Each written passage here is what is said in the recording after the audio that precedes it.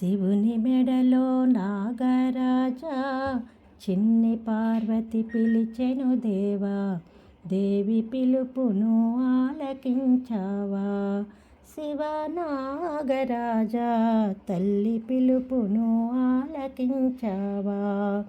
వెండి గిన్నెలో వెన్న పెట్టి, పౌడి గిన్నెలో పాలు పోసి, వెన్న ఆరాగించరావయ్యా.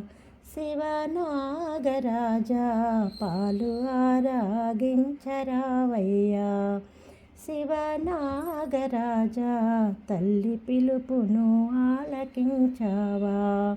అన్నపూర్ణ హైమావతి, పంకజాక్షి పద్మావతి, దేవి కూడా నిన్ను పిలిచేగా.